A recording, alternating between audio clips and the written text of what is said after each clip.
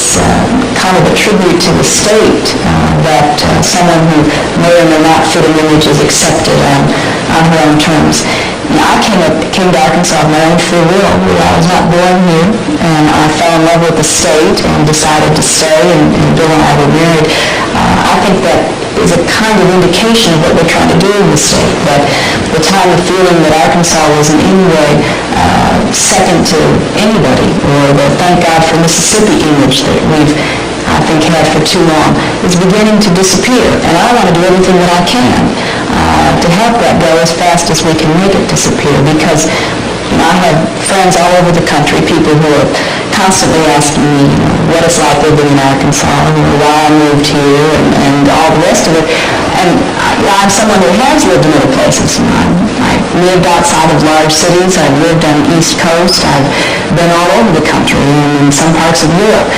And I just cannot think of a better place to be living right now. And, that may sound kind of trite, but, I just think that we've got so many opportunities, and at the same time, we've got a chance to know what has always been, to me at least, one of the great parts of Arkansas heritage, which is a sort of individualistic tradition and the ties that bind people, with all of the possibilities for economic and other kinds of growth. So I don't know about image. I just hope that the reality is going to match what I want the image of the state to be, and if I can participate and contribute to that, I'll just be very happy about it.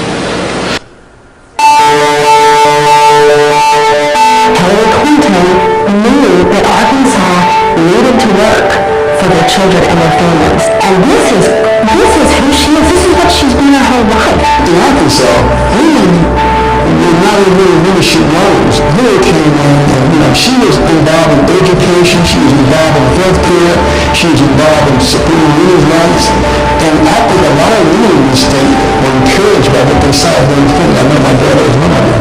I have known Hillary Clinton for most of my life. I think she knew me before I knew myself, and the things that I'm interested in and the advocacy that I do is directly built upon the things that Hillary was able to do here in Arkansas. My son has had about 84 procedures at Children's Hospital. Hillary Clinton was highly important back in the 70s and the 80s in getting children's funded and building their hospital that's impacted not only my life but my family's life as well. Due to her work, they built clinics, we have waiting rooms. My son, he is a volunteer assistant coach for the high school basketball team. He smiles all the time. And she was instrumental in not only direct access, but also things like Arkansas Advocates for Children and Families, which is a major policy organization here in Arkansas. That organization is still here and still working hard and still doing great things for children and families in the state of Arkansas. That is power, and that's leadership.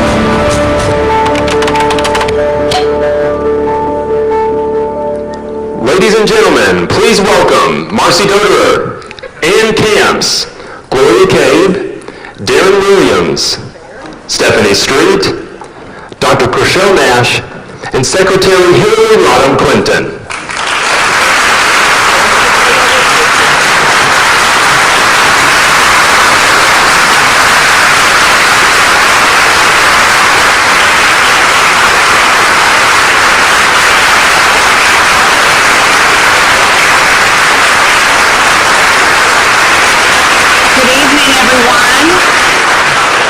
Good evening and welcome to the Clinton Presidential Center. Thank you all so much for joining us for our second Bridge Builders program. Bridge Builders presents stories of distinguished change makers, thought leaders, and influencers. And I'd like to recognize and thank our Bridge Builders sponsors, Beth and Mike Colson. Beth and Mike, thank you so much for sponsoring this lecture series. And we also have several hosts that are responsible for hosting this reception and program this evening too, so thanks to each and every one of you. More than 40 years since becoming First Lady of Arkansas, the impact of Secretary Hillary Rodham Clinton's work can still be measured in the lives of many people throughout our state. So tonight, we're going to explore the impact Secretary Clinton made and continues to make right here in our home state of Arkansas. As First Lady of our state, Secretary Clinton was a champion for women and children's health, an advocate for improved community-focused financial access, led efforts to expand early childhood education, and fought to raise academic standards, increase teacher salaries, and reduce class size. We'll begin tonight with a conversation with a panel of very distinguished individuals who worked alongside Hillary Clinton or are today leading organizations directly connected to her work in Arkansas.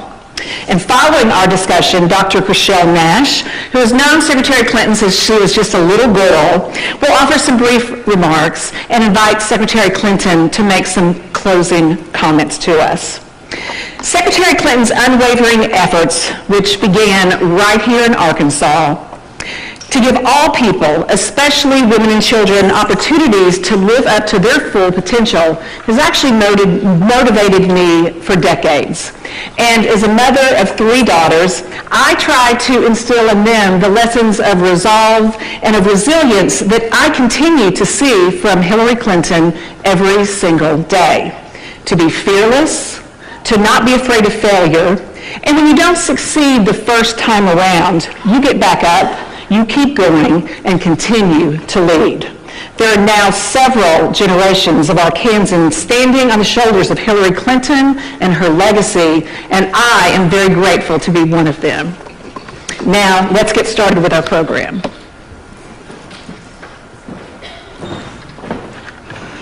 All right. Welcome, everyone. As you can see in your program, as I mentioned, we have a panel of really terrific individuals tonight. And Ann and Gloria, I'm going to start with you. The 1980s were really a turning point for our state in many ways. So from your various experiences, Gloria, I'd like to start with you. What were some of the challenges facing Arkansans during that period, and how did you work with Secretary Clinton to address some of those, specifically in education? Well, I do think that one of the greatest challenges facing Arkansas at that time was education for numerous reasons. And some of you may recall, as far back as in '78, there was an education expert who came to Arkansas, who studied Arkansas schools, and who said that for the average Arkansas child, they'd be better off going to school in almost any other state. But there was an election then that kept us from paying attention and moving on that study. Frank White was not interested in moving on one of Bill Clinton's studies. So that information lay fallow for a while. But then there was another election, and we got another opportunity to focus on those findings and others. In the regular section of 1983, things began to move pretty quickly, largely because we were aware that there was a pending Supreme Court decision that was likely to rule Arkansas school funding formula unconstitutional. And as a result of that sort of being in the back of everybody's mind, and at the behest of Governor Clinton, the legislature created the Arkansas Education Study Commission in that regular session.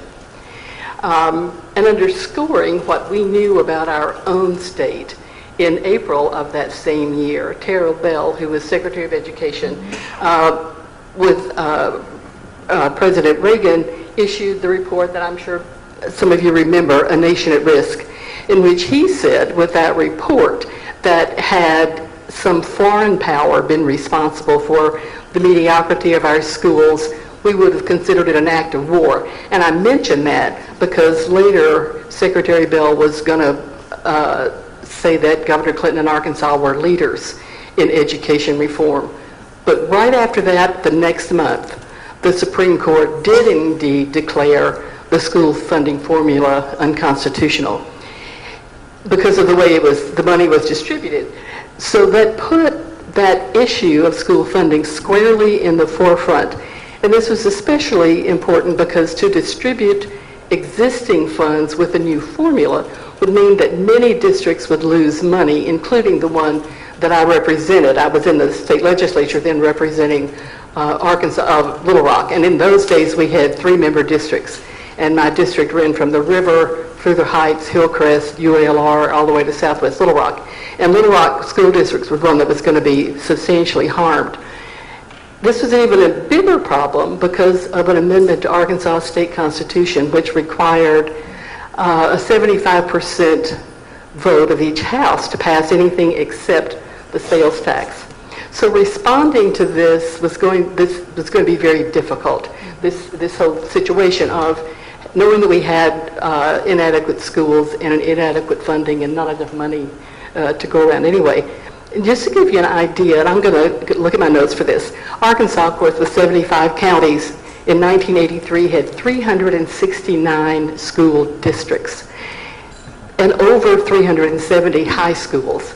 And of those high schools, 265 offered no advanced biology, 217 no physics, 177 no foreign language, 164 no advanced math, and 126 no chemistry.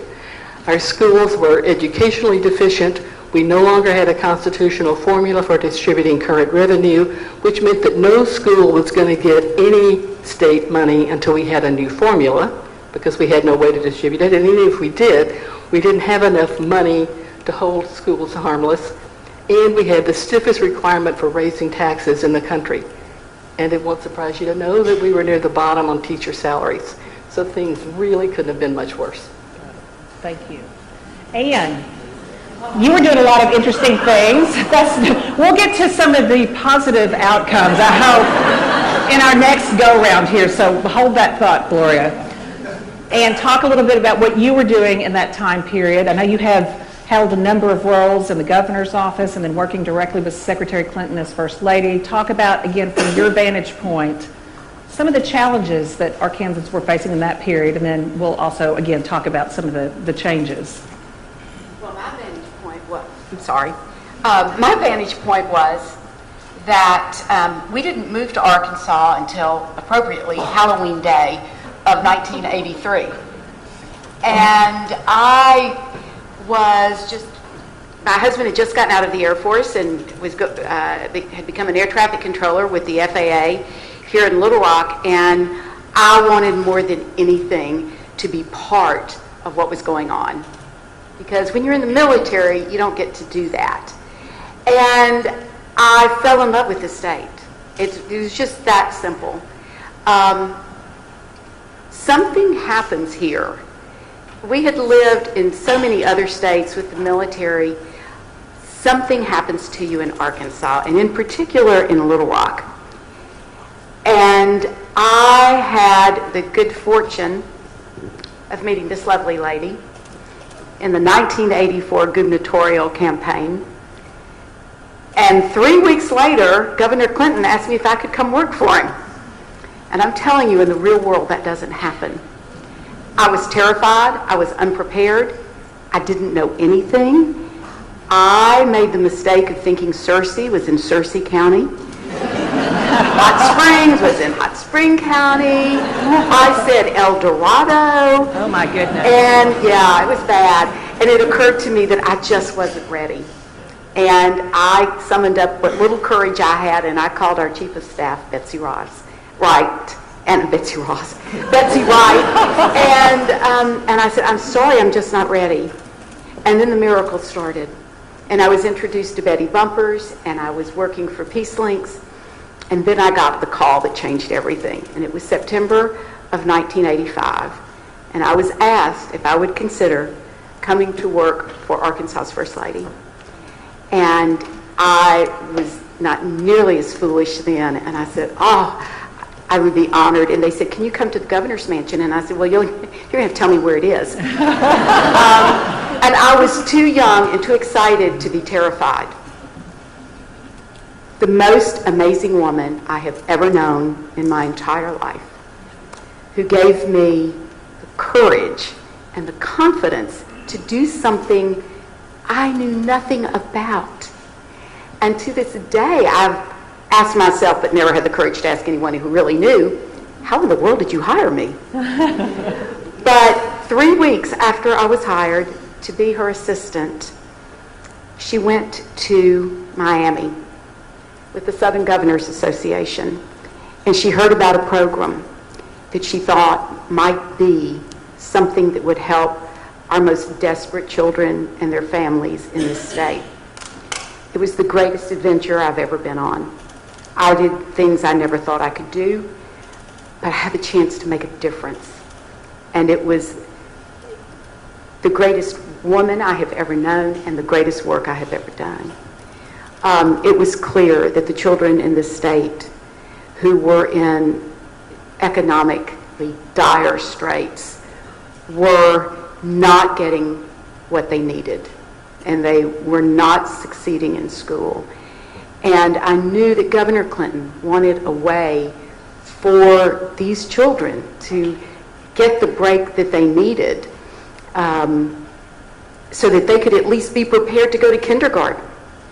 And many of the schools didn't have kindergarten. No. Kindergarten was not, there was no K-12 then. Mm-hmm. It was first grade. Kindergarten was just, I remember someone telling me I was worse than a card-carrying communist because I wanted to put children in camps. Well, part of it was because I worked on a program called Hippie, and they didn't know what to do with that. But it was very clear that we needed to do something, and I was just one of the most honored people in the world that I had a chance to do that. Thank you. So you all have sort of set the stage for us and told us what that time period was like around the issues of education and children's issues in that period. Now I'd kind of like to come present day and talk to our panelists, Darren and Marcy here, because you both lead institutions that are so critical in the state of Arkansas and that are very near and dear to Secretary Clinton's heart. And as I said, really play a major role in our state. So Darren, I'd like to talk to you a little bit about when you walked at the door, when you walked in the door now, talk a little bit about what you knew about Secretary Clinton's history with your organization and how did her efforts in that time period lead your organization and help your organization grow to where it is today? Sure, thank you for that question, Stephanie. Honestly, I didn't know much. I knew a lot about Secretary Clinton's work with children, right, and with education, Arkansas Advocates and other organizations, but I knew very little about her work for Southern Development Bank Corporation when I walked through the door. It didn't take long for me to learn about her impact and the visionary leader that started Southern Development Bank Corporation. Mac McClarty was one of the founding board members in addition to Secretary Clinton. Bob Nash, who's here tonight, was also one of the founders. There are a number of visionary leaders who were well ahead of their time in starting this organization.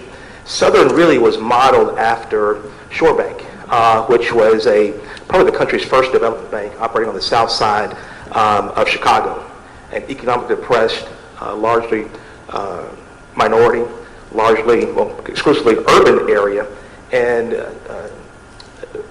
they witnessed how Shore Bank was having a tremendous impact in really lifting the lives and building economic opportunities in this economically depressed area. This is the time when redlining was going on, when you really were not lending in underserved communities. And so Jan Piercy, who's here tonight, who's also working at Shore Bank, Secretary Clinton, Governor Clinton invited the folks from Chicago to Arkansas to start a bank model after Shore Bank, and the thought was, let's use that model to build something in the Arkansas Delta, one of the most persistently poor communities in all of the United States. And again, the leadership and the thought was visionary because that was really inclusive finance. No one really, that term was not thought about. They were democratizing, finance. So you don't really think about a financial institution and how it really can help build lives. Many people have access to capital and credit and don't think about it, but in these communities, they were redlined, they were forgotten about,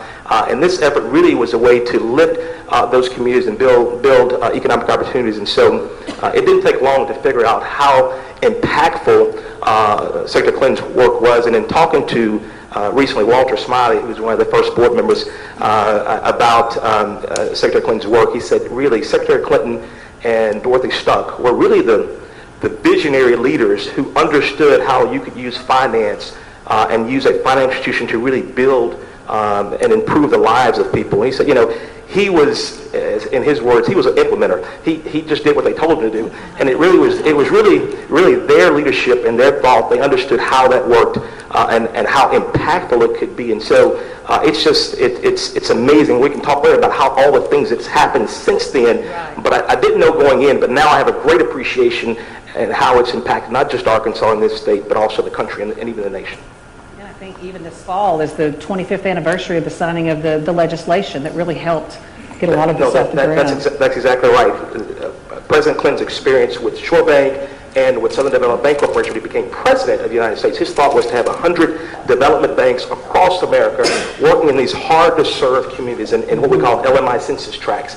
And through that visionary leadership, through the Regal Act, there's an institution at the Department of Treasury, the CDFI Fund, or the Community Development Financial Institution Fund, that provides resources to financial institutions that work to really lift economic opportunities in places that are underserved and forgotten about. And today, through Secretary Clinton and others, their work, there are over 1,000 CDFIs across America. That organization has really helped empower communities and build communities through government support. It's a perfect public-private partnership. Right. You use public dollars to stimulate private growth. And so about $4 billion in public aid through grants and assistance and about $50 billion in tax credits has really had a tremendous impact all across America in these communities that other banks have forgotten about, other financial institutions have forgotten about, and really is doing a lot to really build people's net worth and lift their standard of living.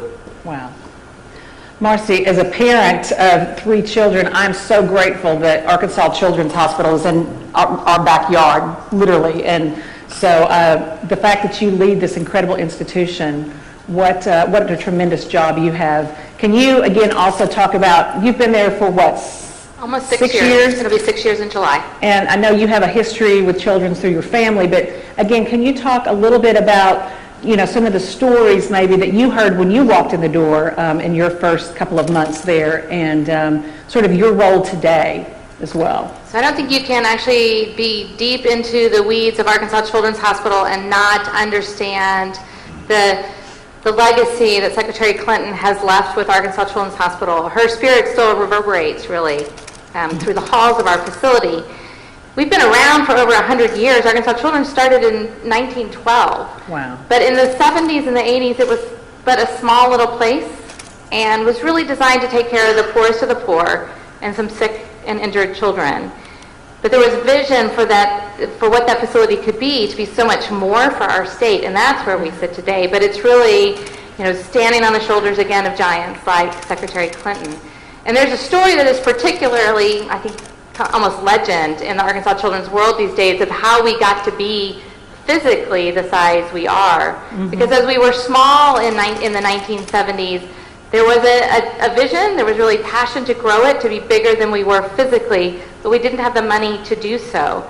And the hospital was just starting to understand what it would mean to go to the bond market, to borrow money through tax-exempt bonds and take advantage of that so that we could grow. There was no history there, there was mm-hmm. no track record, and it was going to take some effort, actually not in Little Rock, but in New York to make that happen.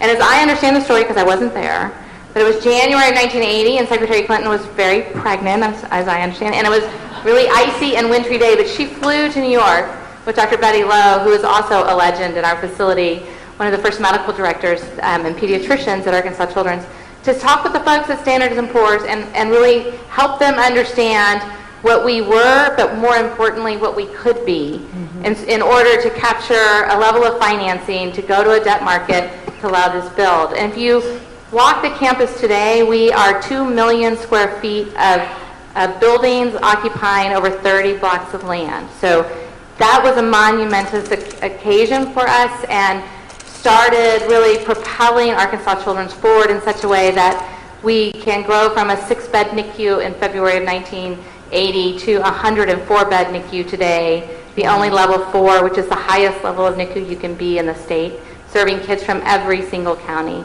It's the only way we can operate a hospital with helicopters so we can get to any county in our state in less than an hour to bring those babies in when they need that highest level of care. And there are many more stories like that, but truly her spirit, the passion, and the leadership she brought to the table as a board member for 16 years and then on in terms of her advocacy for children, health, child health and well-being, we wouldn't be who we are today without Secretary Clinton.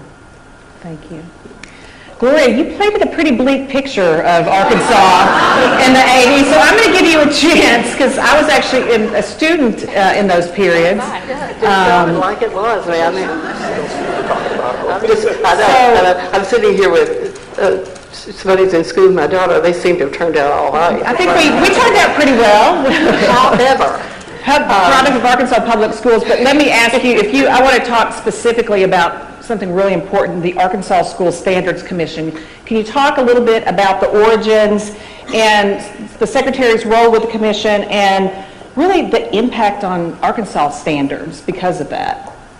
well, it would be hard to exaggerate the importance of that study commission. As I said, there was an act passed during that regular session in '83 to establish one, and Governor Clinton had the foresight to appoint Hillary its chair. And I still, when I think back, I'm really sort of amazed at what you all did. He appointed 15 other Arkansans, some just ordinary Arkansans, representatives from the Arkansas Education Association and other educators. And they went all over the state, meeting with parents and people in the community, talking to them about schools. Initially, they were taking notes and keeping lists, and finally were making recommendations based on those conversations. And it may be a little off my topic, but it seems to me that Secretary Clinton has been doing that ever since, going around, whether it was the state of New York or the entire country or whatever, listening to people, and from that forging solutions for issues and figuring out how to get things done. But anyway, at that time, they were not getting an enormous amount of attention, and I think that's part of the reason they were able to get so much honest and earnest response from people as they traveled around about what was really going on in their schools and what bothered them. So with that in the background, in the meantime, we had the Supreme Court decision that threw out the school funding formula. So you can imagine both the urgency and the foreboding, because until we had a new formula, no school was going to get any state money, and most of them couldn't have opened the doors. But to do that, we were going to have to raise taxes. So the pressure was really on to call a special session as quickly as possible to address all those issues that I mentioned earlier. And there was a general notion that if we were going to raise taxes, we were going to have to give people a reason why, besides the Supreme Court decision. But because this commission, which Hillary chaired, had a number of reforms at the ready, the governor could quickly call a special session and could be ready then with a list of potential bills and reforms. In fact, they had done such a good job. Hillary presented us with 52 potential reforms for a special session. And I have to say, most of them were enacted. But even so, it would become one of the longest sessions in Arkansas's history of 38 days. Well, the special session, 38 days. But leading up to that special session, Arkansas did something we hadn't done before. We conducted a campaign. How many in this room remember wearing a blue ribbon? Yeah. What year was this? This was 1983. Okay. I have to say, I am so happy to see so many familiar faces. I thought, once again, I was going to be the oldest person in the room. So thank you all for coming. But, I think she just called you old. No. What can I say? Anyway, but put together a real campaign, like a political campaign, to build support for the reforms, for the recommendations, and to make the effort visible to everyone. So everyone in Arkansas could be aware of what was coming. We distributed thousands of postcards for folks to send notes to their legislators in support of it. Who really knows how many blue ribbons got distributed? I came across one the other day in a box of papers from years ago. Anyway, yet many legislators refused to vote to raise taxes. And for the sales tax, we only needed 51 votes in the House. Even though they were passing the standards, the reforms right and left, They weren't going to pass that tax. One surprise, and if I don't get this quite right, you can correct me, Hillary, but one surprise that the commission encountered as they went around the state was how many parents were focused on grammatical and spelling errors on printed materials from their child's teacher. And I think none of us were prepared for how pervasive that was. It was a very common complaint. It became clear that if we were going to generate enough new revenue for both to equalize funding and to implement these reforms, this issue had to be addressed. And so ultimately, the chairman of the Revenue and Tax Committee of the House simply would not allow a vote on the sales tax increase to come up until the legislature enacted the bill that would require all teachers and administrators to take a basic skills test. So after all of that, 38 days, at the end of the session, we had it all. We had the new standards, we had teacher testing, we had an increase in the sales tax, and a new redistribution formula. Now, no doubt this was possible only because of the work of this commission over the spring and summer leading into the special session. But there was one additional event. In addition to the work that the commission had done, Hillary appeared before the meeting of the Joint Education Committee and convinced legislators that this was important work and they needed to do the right thing. She's very convincing because you know what I'm going to say. At the end of her testimony, Lloyd George shouts out for the entire room, "Fellas, I think we might have elected the wrong Clinton."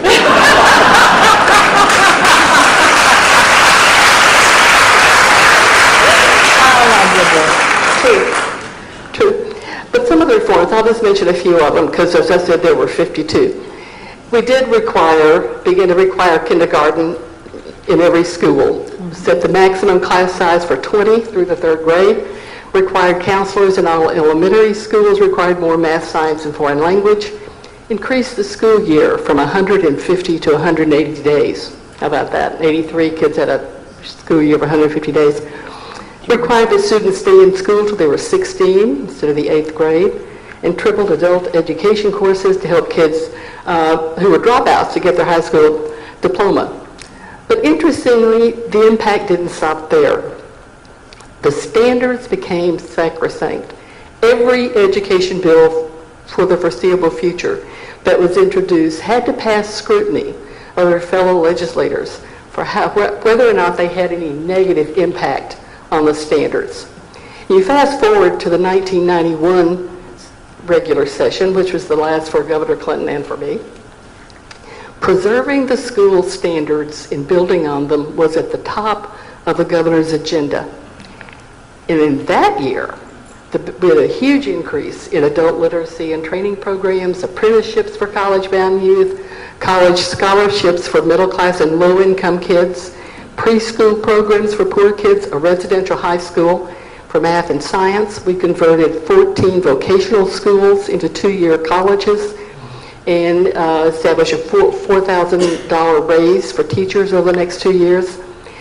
In fact, following that session, Ernie Dumas, whom all of you know and I'm still revere as I do, said that for education it was the best legislative session in the state's history.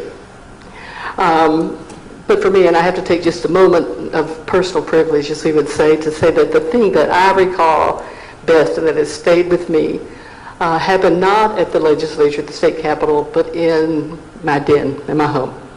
A young man who was a guest in our home because my kids went to Central, along with these other kids. My kids go to Central now. Had asked families to host some kids from around the state because of some event that was going on in Little Rock. He was from a rural school in Little Rock, and he had no idea, who I was, other than the mother of some kids at Central. Someone was asking him, welcome to our home. I'd like to know more about you questions. And he looks at me and he sort of squared his shoulders and he said, I'm going to take Spanish and chemistry next year, and I'm the first person in my family to get to do it. You know, my school never taught that before, and after that, I'm going to take Algebra 2. Well, so it put a smile on my face then and still does today. And so thank you, Secretary Clinton.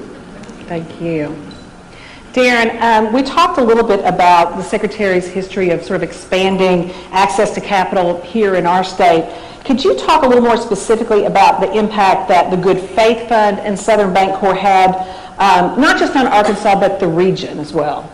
Sure. So Southern Good Faith Fund really is how I got to know Southern, because there was, the focus on the Delta region. There's no bank in Little Rock, and I'm from Little Rock. And it was when I was in the legislature that I got to come across this Good Faith Fund and found out the work they were doing having tremendous impact on people's lives. And the Good Faith Fund really was modeled somewhat after Grameen Bank and Muhammad Yunus's work. Secretary Clinton, of course, brought Muhammad Yunus to Arkansas when starting Southern Bancorp, and it was about microfinance. Secretary Clinton understood that small amounts of capital and credit were needed in areas that people weren't lending money. And so the Good Faith Fund really focused on providing small business loans to, every big city. I mean, every small city in America wants to have the next Nissan plant to come in and wipe out unemployment. But really what makes those communities thrive are those individual entrepreneurs who employ 1 to 5 people, including themselves. And that's what Southern Good Faith Fund was about. In addition to providing financial access to capital, it also had a policy shop. And that's how I got to know them from a legislative perspective, working on policies that were designed, or policies that actually impeded or prevented people from building themselves, building wealth and lifting themselves up. And I'll give you one example. So right now, the state of Arkansas runs a Career Pathways program, and it was with Southern Good Faith Fund and other partners here in Arkansas that the Career Pathways programs was piloted. And out of the success of that program, it became a statewide effort. So the Good Faith Fund had a tremendous impact in Southern today. So when Secretary Clinton started it, they raised about $10 million to start Southern. Today we are $1.4 billion in assets. We have 46 locations throughout Arkansas and Mississippi. And it really is a model that the other 1,000 CDFIs have been built upon. But not only the impact on Arkansas and the region, we did 7,000 loans last year. 55% of those loans for less than $10,000. And so you go to a big bank, and not knocking a big bank, and say I want a $10,000 loan, you're going to be given a credit card application.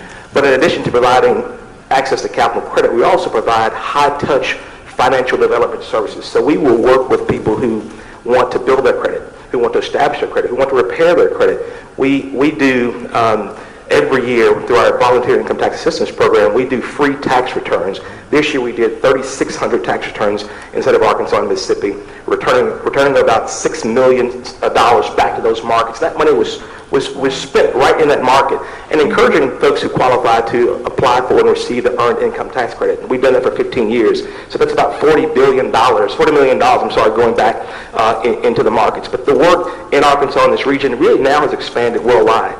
So sustainable finance, inclusive finance, is a worldwide effort, and we are proud to be members of the Global Alliance for Banking on Values, which is a group of mission-focused financial institutions across the world that really use finance to really try to solve some of society's most pressing ills. Of course, ours is poverty alleviation, but also there are issues with the environment. There are also issues with gender inclusion in business, and these institutions work across the globe. Using finance as a tool to really solve some of these pressing problems, and a lot of that had its start really right here because of the work of Secretary Clinton. And so there are people across the world. My family and I've got a chance to travel with GABV across the world, and we were in Bangladesh last year, and we saw women who were making pashmirs, the scarves. Yes, so I'm familiar with those. And this one lady who had a business and employed about 25 other women in the region. and they're now all, economically free and independent, and that's, and they were given a $2,000 loan to start her business. And so this work that Secretary Clinton and others really started here in Arkansas really has expanded across the world, and it's becoming more and more mainstream. Mm-hmm. It's becoming more and more mainstream, and that's what you want. When you hear big banks, when you hear the CEO of BlackRock saying that, businesses have to do good and do well, it's more than just about making money. Sure. It's all about making a difference. That's why I say these were visionary leaders who understood that really you can use finance to solve some of these tough issues, and I'm just appreciative of the work, and Southern is appreciative of the work, because we are really every day building communities and changing lives and touching people in ways that others really have not been able to. Well, it's so wonderful as an Arkansans, and I'm so proud to know that a lot of these efforts that took place when obviously you and I were teenagers, not to rub that point in, but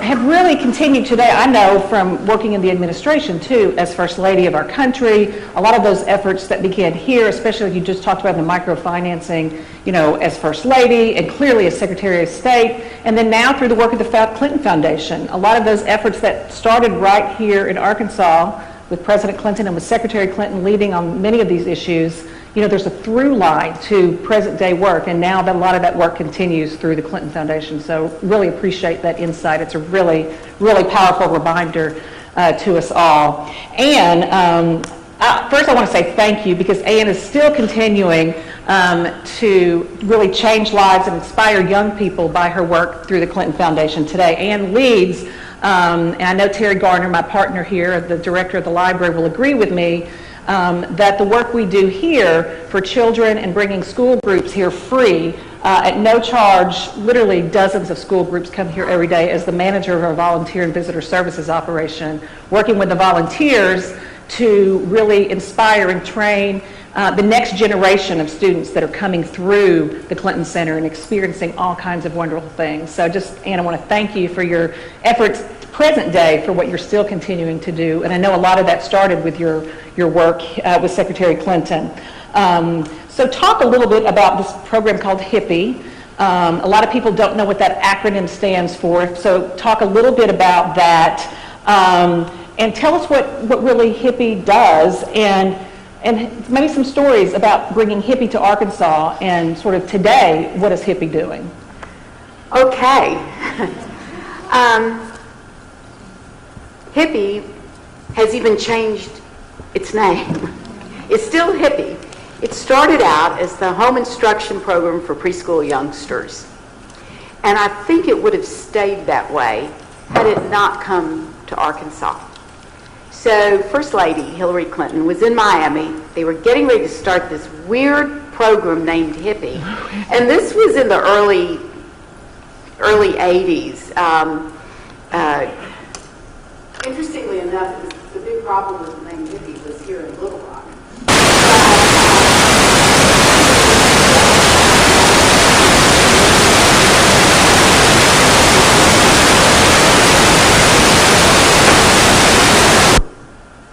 And it was started by an amazing woman named Dr. Avima Lombard, who had been instrumental in developing Head Start, and in particular the home-based version of Head Start. So I clearly remember a torn out article from the Miami Herald, and the newbie sitting in the governor's mansion was asked to follow up. I had no idea. But I did. When you're really dumb, you don't know to be scared. So I just plowed into it. And I can remember, that was in September, I can remember in November, December coming, we would meet twice a week, and I was at the mansion, and I said, I can't find anything wrong with this program. And you said, keep looking. So I did. HIPPY was a program that was developed in Israel, aimed at children whose families were immigrating into a Western-style society where women and girls were just as important as men and boys. And they were coming from third world nations, and the children were not doing well in school. It was that simple. It was a means to prevent school dropout. Well, that was a problem here too. But the beauty of the program, of the home instruction program for preschool youngsters, is that we saw something really important that they hadn't really recognized and promoted in Israel. The basic idea behind Hippie was to help mothers and fathers realize that they were their child's first primary teacher, that what went on in the home was what was going to best prepare them for school. So many mothers in Arkansas didn't feel prepared to do that. Mm-hmm. And they were afraid. There was one quote that we used a lot of during those years where a mother said, "I was always afraid to teach my child because I thought whatever I taught her would be wrong." Well, Hippie was a program that went into the homes, and it went in with the help of women from that neighborhood. It wasn't one of us going up to a mother who was really working her best but still needed a lot of help. We weren't saying, be like us. We were saying, this may help you be a better teacher for your children. And it provided books, it provided materials, and in training these women to go into the homes, they did it through role playing. So women who were semi-literate, who couldn't read at all, could still work with their children. It required 20 minutes a day, 5 days a week, 30 weeks a year for 2 years. I remember that like it was yesterday. Amazing things started happening. Not only were the teachers competing for which children they were going to get in their kindergarten classes, because we started with preschool. They wanted the hippie kids. And it was everywhere we went, that's what they wanted, because they knew these kids were going to learn, they were going to come to school fed, they were going to be taken care of medically, because Hippie provided all those services. But the biggest thing it did was give confidence to the moms, where there had been none. So much so that several years ago, Hippie changed its name to the Home Instruction Program for Parents of Preschool Youngsters. It is amazing how this program took off here. I used to tell people that Hippie was spelled with a capital C because it never had two better friends than our governor and our first lady. There was nothing. If I went somewhere and I needed help, all I had to do was ask. And I was looking through my folder to kind of refresh my things. I can't remember what I did last week, much less what I did 34 years ago. But I found a letter from a school in India. I found a letter from a Native American tribe in Alaska. I found the Fortune magazine that did an article on Hippie. I found the Boston Globe, the New York Times, letters from governors, letters from educators all over the world, one from Venezuela, wanting to know how did they do Hippie. And one of the coolest things that happened was that we were almost immediately recognized as this amazing program. By the Harvard Family Research Center, there was no data. And so 1990 rolls around and it's election time, and Mrs. Clinton said, we've got to make sure this program stays healthy, and we've got to move it out of the governor's office. And so I gave up my baby, and we sent it to Children's Hospital, where it happily resides. Not only Arkansas Hippie, but Hippie USA. It moved from New York to Little Rock, Arkansas. Wow. And Children's takes care of it and grows it every day. That's yes.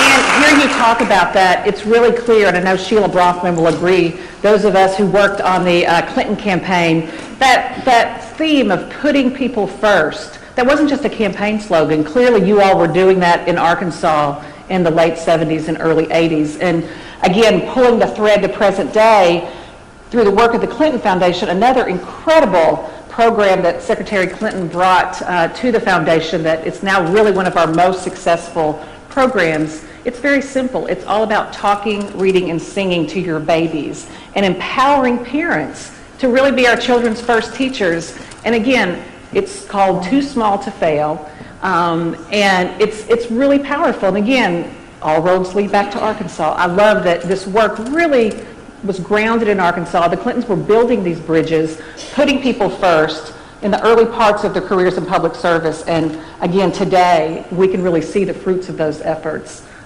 through all of this kind of work. So, Ann, really thank you for talking a little bit about that.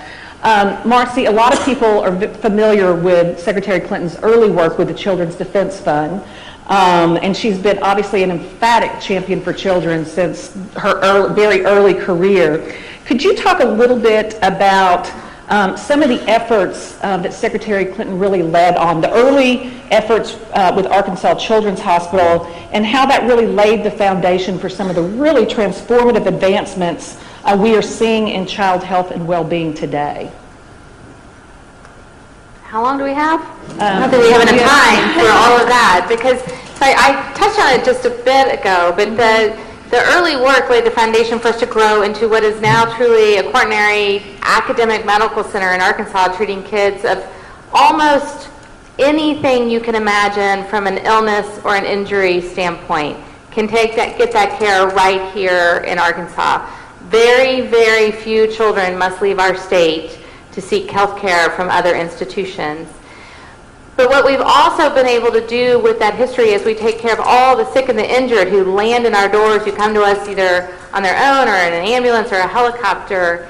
It's allowed us to also see how can we get beyond one Children's Way, beyond Pulaski County, and understand that we have an obligation and responsibility for the entire state. Mm-hmm. And there's some interesting statistics that drive that work for us every day that are still come from this foundation of HIPPY USA that is on our campus still today.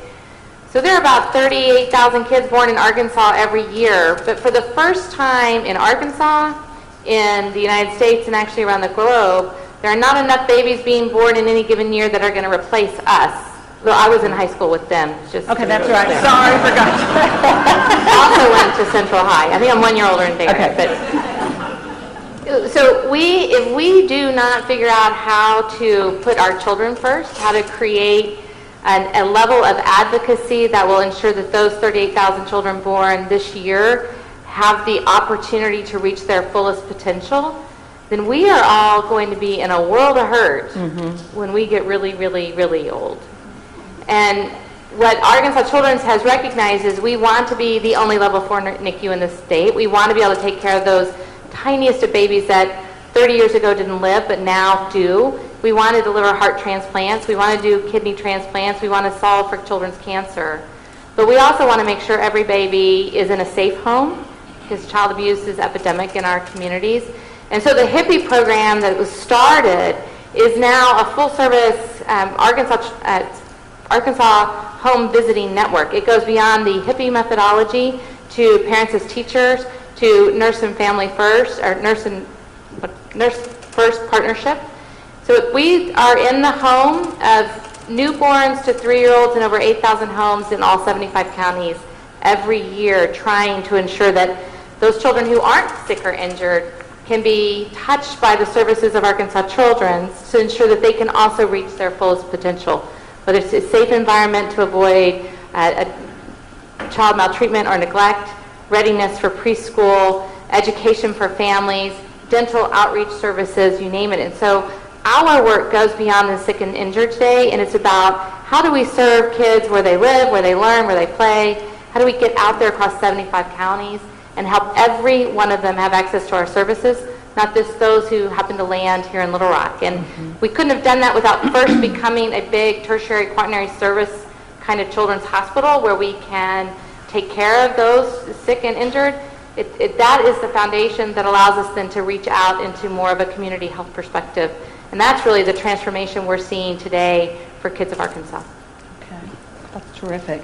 All right, I'm going to ask you to suspend your imagination for a minute, and I want all of you, the panelists, to pretend you are in a classroom, which is actually really not that far from the truth. We like to think of the Clinton Center, especially our educational programs, as an extension of the classroom for teachers and parents through our programs. So close your eyes, pretend that you're in a classroom, and I'd like you to think about, and I'll start down there with you, Marcy, what you would like the next generation of Arkansans to know about the impact that Secretary Clinton had on our state during her time as First Lady, and anything sort of present day, some of the threads I've talked about that you would like to have the next generation understand.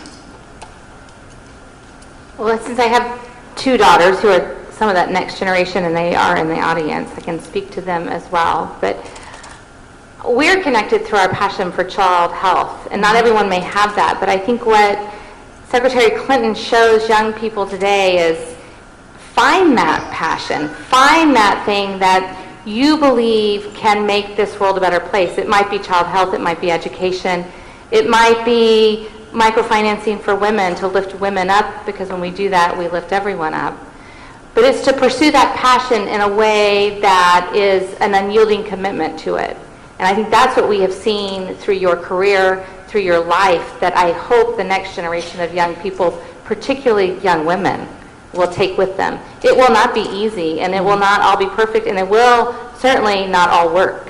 Right. But it's that passionate spirit, and I don't necessarily see that always today, and I've got to find some more passionate advocates for child health. But I think take that passion and lead with that so that you can make a difference in the world. And then the sort of resilience and knowing that not everything's going to be perfect. Then get back up. The example. The day may suck, but then get back up. You keep getting back up and keep trying it again until something works. Anne. I think that I would especially want young women, young girls, women that are our age, to appreciate the fact that someone came here, wasn't raised here, wasn't educated here, came here, found herself at a place where she could change lives. And I want to just say quickly that one of the trips that I took with the Clintons when I first started was to an NGA meeting, a National Governors Association meeting in February of 1986. And Hillary graciously invited me to the First Lady's lunch. And it was, I'd never met a lot of First Ladies, but I could not believe how they didn't understand what they could do with the position they were in. And I realized that I was among people who just needed to hear what she did, so they could go home and they could do that for them. I want young ladies, and my daughter was 4 when I started working for you, and she's here tonight. She's no longer 4. To know that someone came here and became an Arkansan and brought a passion for learning, and it was cool and it was good.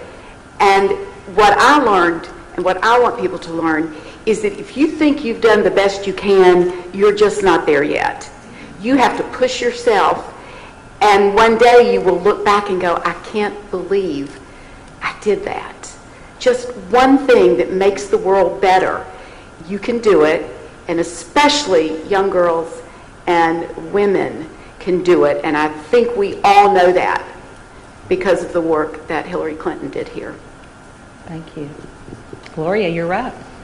Well, Ann did steal a little bit of my thunder. That's okay. And I have to confess, the reason I'm confident that what sped to my brain because it was what I have said hundreds of times while knocking on doors all over the country, explaining why people should vote for Hillary. And I would say, not as eloquently as Ann just did, but that this woman moved to our state.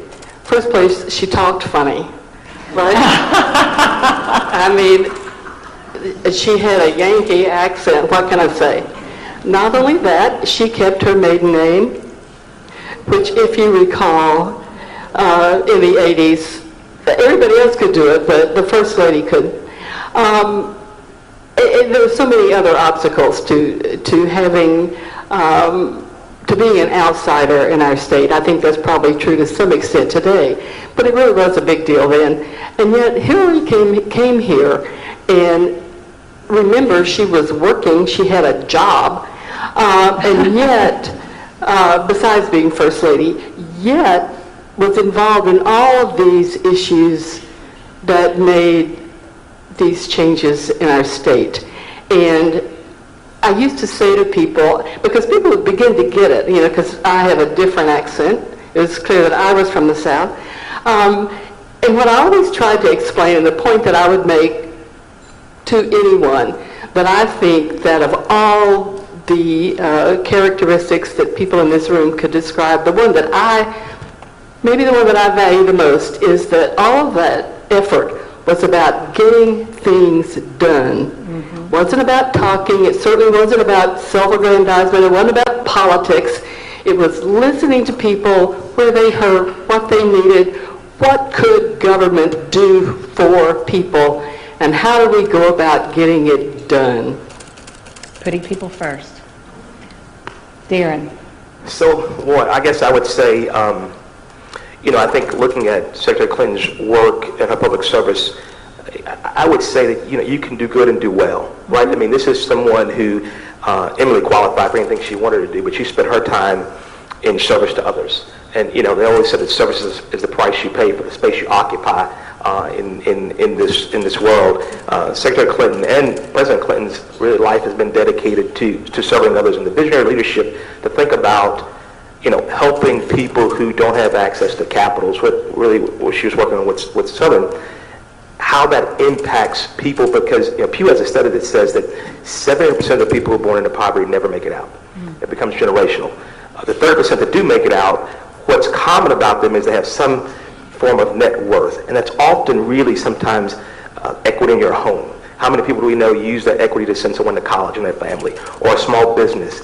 And so just a little bit, not large amounts of capital. We're not talking about big business. We're talking about small amounts of capital, how impactful that can be in people's lives.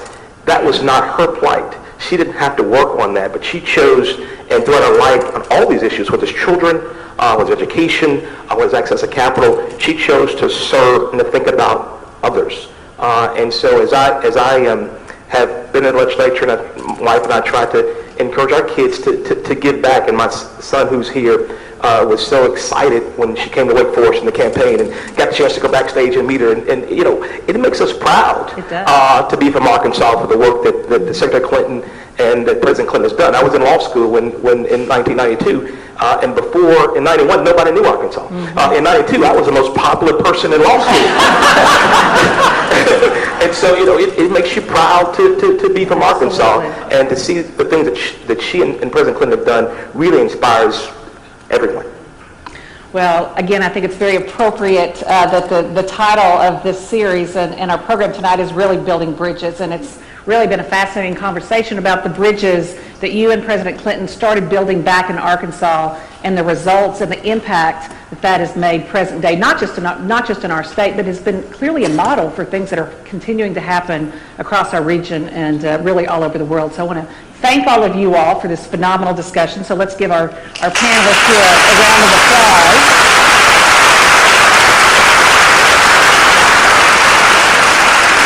And so now I would like to ask a very special person and someone who also is building many bridges here in our health community in the central Arkansas area and across our state. I'd like to ask Dr. Chriselle Nash to come to the podium and share some of her reflections with us.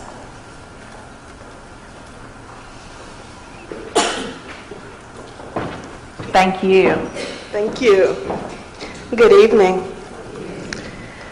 First, let me say that I am truly honored to be with you here this evening to introduce our friend, Secretary Hillary Rodham Clinton.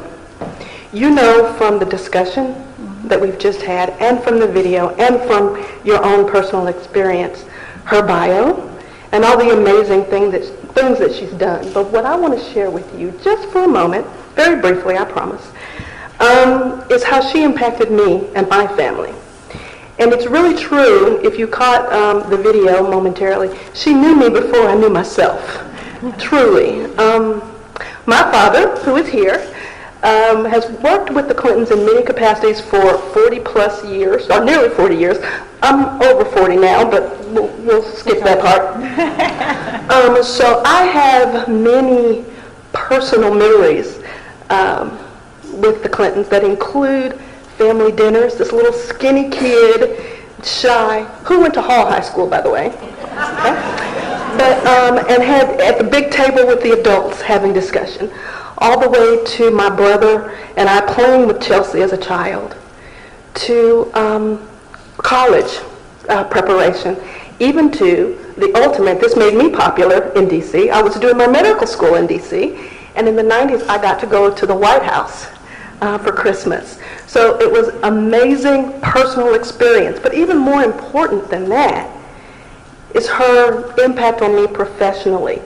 And I think what I want to, and the inspiration that she gives me professionally, and what I want to share with you is that I think that what she brought and showed us early on was that good policy has great impact, as we've talked about here. Not only across the state, the country, but the world. And that good policy, to me, also impacts health and health care. So let me tell you what I mean by that. I'm a health care provider. I'm a public health person. I'm a population health person. And what her work has shown me, from First Lady of Arkansas to First Lady of the United States to Senator to Secretary of State, is that all of those things matter and have an impact on health. For example, education policy is health policy, right? Healthy kids, smart kids, educated kids become educated adults who are more healthy. Communities are better.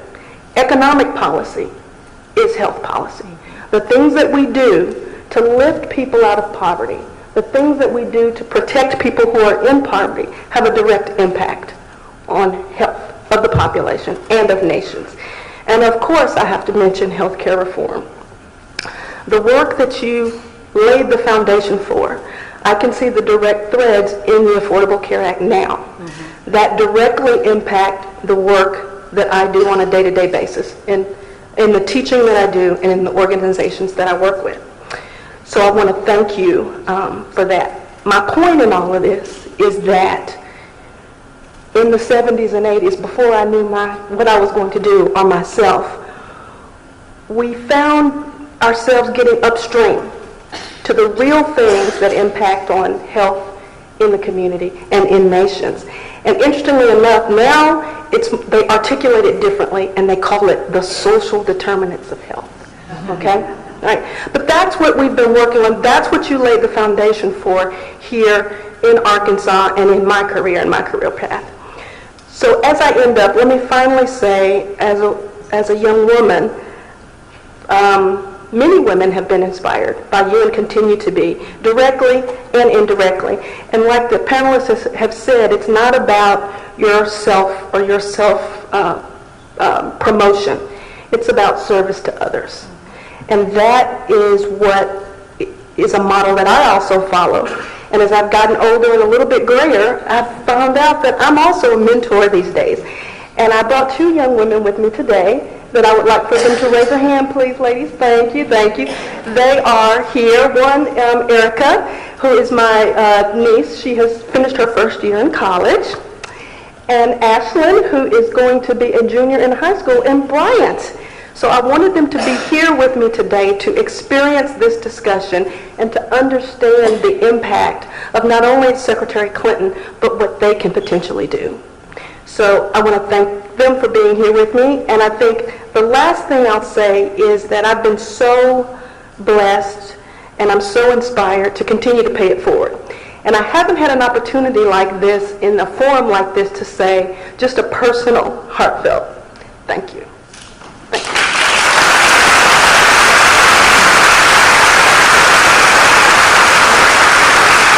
And lastly, I would ask you to join me in welcoming back to Little Rock and to the stage Secretary Hillary Rodham Clinton.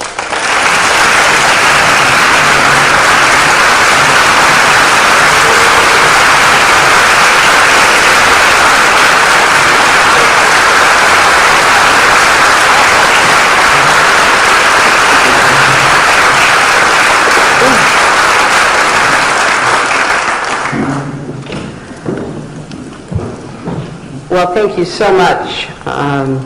Thank you, Chriselle, for not just that introduction, but everything you've done already to make health care accessible and affordable, and to reach out and make those connections that you just talked about as to how we can really enhance individuals' health and well-being, as well as that of the entire state and country. But I must admit, as I was sitting there, I was having flashbacks, picturing you as a young girl playing with Chelsea at the mansion. It was a very sweet juxtaposition. I am massively embarrassed by all of this. You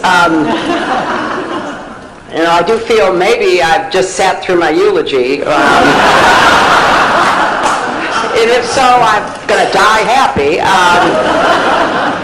But I am incredibly grateful to be back here with so many friends and co-conspirators on every one of these efforts that we engaged in and worked on all those years ago.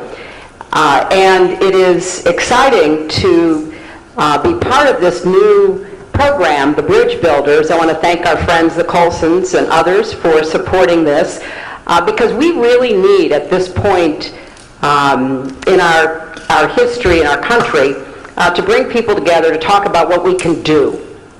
You know, don't get demoralized and discouraged. Think about what we can do. And often that means what we can do that will not only help somebody else, but will redound to our benefit because of all that we will get out of it. So bringing more people here to the library, having these kinds of conversations, listening to people of real expertise and experience explain the progress that is possible is a good antidote to a lot of the negativity that we hear a lot of today. So I'm grateful to everyone here, but I particularly want to thank you, Stephanie, for your leadership here at the center. Stephanie has done just an amazing job in fulfilling the purpose of the center, not just to be here in Little Rock as a repository of the past, but to keep thinking about what we can do now and into the future that will make a big difference. And Terry Garner, thank you so much for everything you've done with the library and the research. And I'm sorry, you're never going to be able to leave, because it matters so much that you and this great team you have are part of preserving the history, but not just preserving, making it available. And I love listening to the panelists because, again, I have lots of memories. I'm going to start with Gloria. I want to thank Gloria for her service in and out of the legislature. What you may not know is that she actually worked with me at the State Department. So she has herself a broad range of experiences, from being a legislator, an educator, an activist, a diplomat. It is really a tribute to her incredible ability to keep energy going about what she can do that can make a difference. Her commitment to quality public education has never wavered. And I did hear that you had just bought a house in Little Rock. So the circle is complete, and we expect to see it on HGTV in the weeks ahead.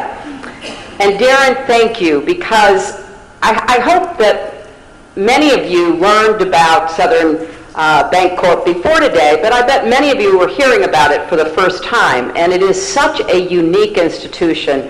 I never could imagine the heights to which Darren could bring Southern Bancorp when we first began working on this 30 years ago. Today you're in 1,000 communities. It's a long way from the Arkansas-based Good Faith Fund. You're helping families every single day. You're helping to build a national model. It really did start with our learning about Southern Bancorp's godmother, I guess you would say, the South Shore Bank in Chicago, and my longtime friend and Wellesley classmate Jan Piercy, who worked with South Shore in Chicago, brought it to my attention, and then I learned about Muhammad Yunus, the Nobel Prize winner for his work on microcredit in Bangladesh. So it all converged here in Arkansas, and I honestly think that this has to be one of the great Arkansas models that we have to do more to lift up, so that more people in our own state here know what you're doing, but also look to it as a model, because we still have this huge disparity in banking and access to financial services, and there are so many people who cannot get access. I don't know if you could hear Darren when he said they actually give loans of $10,000 or less. That is almost unheard of in the banking system in our country today. That's why people max out their credit cards, because they can't get a loan to start a small business or expand a business or, put an addition on their home or whatever it is they are committed to investing in. So what you're doing is making such a difference. And I loved hearing Ann's story from her perspective. Don't believe all that stuff about how she didn't know what she was doing. I mean, she was like a dog to the bone. She took hippie and ran with it, and is probably, as much as anybody in the country, responsible for its growth and its institutionalization right here in Arkansas. I'm so proud of the difference that program has made. And we did have to explain to a lot of people that we were bringing hippie to Arkansas, but it was such a proven program based on its experience in Israel dealing with the children of immigrants. And as Ann was saying, these were immigrants, some of you might remember the big airlift that had to be undertaken to bring Ethiopian Jews to Israel, and from North Africa and other places. And they didn't have a lot of education, and the women were certainly not educated. And so when the Israelis saw that these children were not succeeding, even though they had preschool and they had excellent public schools, they did something very sensible. They said, let's figure out what we can do about that. And that's when they made the very strong link between what happened in the home and obviously what happened outside of it. So I'm very proud. And the evaluations that have been done on this program are all so positive, demonstrating a clear improvement in children's preparation for education. And Marcy, it is hard to believe that I think I first knew you as a candy striper. I don't know if your daughters will believe that, but when I read about your appointment, I was thrilled. Arkansas Children's Hospital is very dear to me. As Marcy was saying, back in the early 80s, when I first became, actually late 70s, in the late 70s, when Bill was Attorney General and I was interested in the hospital, and then certainly when he was elected governor the first time, I went to visit the hospital, and it was so overcrowded. I remember walking down a narrow hallway, and there was a child on a gurney in the hallway because there was no other space for that child to be post-surgery. I mean, it was so tiny, and yet it had such a great spirit. And one of my favorite people in the state, Dr. Betty Lowe, who eventually became the president of the American Academy of Pediatrics and took care of Chelsea and was such a wonderful advisor to me about health care. She had a vision, as did others on the board who knew that we had to do something. So yes, the story Marcy referred to is true. I was 8 months pregnant, and we had to go to New York. It was January. It was sleeting. We were going in a little plane that somebody had lent us. And I said to Betty Lowe, I said, I just don't think I can go. And if any of you remember or knew her, she goes, well, I'm a doctor, I'm going with you. So off we went. And honestly, I, for a long time, thought the only reason that we got a good rating from Standard & Poor's is they wanted us out of the office quickly in case I started to deliver. But from that point on, the vision of what the Children's Hospital could be was translated into this magnificent reality. It's not only a statewide healthcare system, it truly is a model. It's one of the most highly regarded children's hospitals in the world. So I really thank our panelists. They really embody what I think of as bridge builders, because they brought their talents and their energy and their passion and their commitment to work. It's exciting for me to look back now 40 years to when I was First Lady, and to think about the wonderful opportunities we had, the sense of dedication that so many people felt to try to improve health care, to try to improve education, to try to improve financial access. And the way we did that was to build bridges. We built bridges across businesses, across economic sectors, across backgrounds, across geographic parts of the state, to try to build an Arkansas that really fulfilled the opportunity that every single Arkansan deserved. When I look back, there's so many incredible memories that I have, and I just have to, link a lot of that up. So for me, the work I did at Children's Hospital, and then I was in every Memorial Day weekend we did the Children's Miracle Network telethon. I don't even think they do telethons anymore, but we did telethons to raise money for the hospital. And just being with the people at that hospital, having my own daughter taken care of there, really influenced me to help make the Children's Health Insurance Program a reality when Bill was president.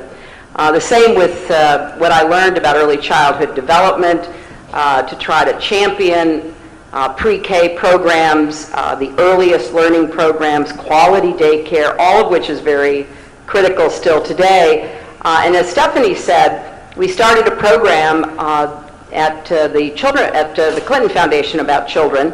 It's called Too Small to Fail, and it is a program designed to, once again, help parents realize they can be their child's best first teacher, and to give parents the confidence and materials to read, talk, and sing to their children, and to build brains. Yesterday I was at a program in Washington, D.C., where we were talking about healthcare and the arts, and there was some fascinating research from the National Institutes of Health about how when you sing, when you dance, when you look at art, when you are involved in, just being out of yourself and in some artistic experience, how your brain lights up.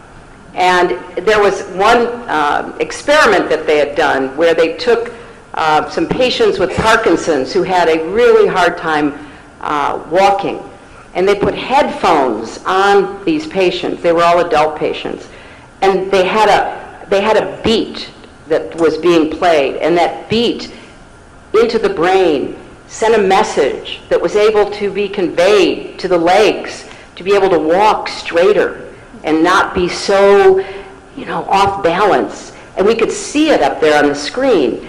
And so when I think about, talking, reading, singing, exposing children to the arts, you're really building brains. And that's what was happening in Hippie, as those parents were being helped to understand that they could literally build their child's brain by talking. Just 20 minutes a day could make a difference. And when we did the education reform, I don't know if Don Ernst is here, but he traveled with me to every county. And it was interesting what Gloria said, because we had such serious conversations with people who would gather together in a school cafeteria, to talk through what they wanted for their children and for the school and their community. There was no social media. People had a chance to think, not react. They had a chance to try out ideas, not to be condemned or praised prematurely.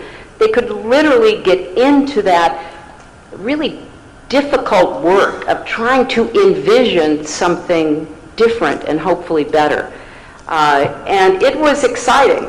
And I was thrilled to hear Gloria's story about the young man who came to see her at her house, because in the years after we did the reforms, I saw that all over the state. And tomorrow, I'm going to the Math, Science, and Arts High School in Hot Springs to give the commencement address. And so that work continues.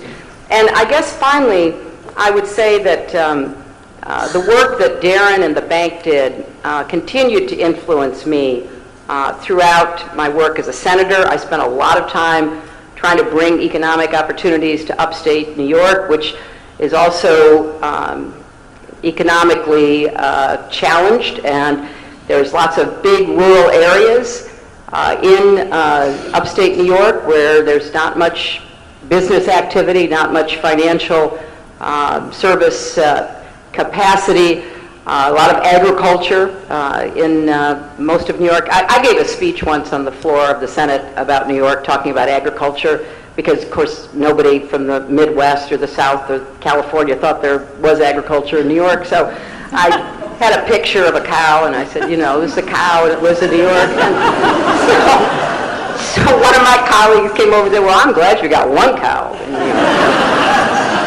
But that work that we started here in Arkansas was really important to what we tried to do there. And of course, I brought that work with me to the State Department because the economic development efforts that we were encouraging so people could be more self-sufficient, could build up capital, could see a future for themselves was very much in America's economic and strategic interest. So this is work that we today talked about in terms of Arkansas, where it began, what it accomplished. It needs to continue here, and it needs to be spread even further because that work is far from finished. We still don't guarantee every child to have the education that he or she deserves to have. We certainly don't guarantee everyone has health care as a right, not a privilege, that is accessible, affordable, and of high quality. We don't have the kind of financial system that really helps people build from the bottom up. So there's still much to be done, but I do think it's exciting to have a little bit of a retrospective about what we were able to do and to encourage Arkansans today to keep thinking about how to take it even further, to pay it forward, to do more than has been done, which is something that I think every generation is called to do. So it takes work, it takes commitment, and dare I say, it takes a village. Thank you all very much.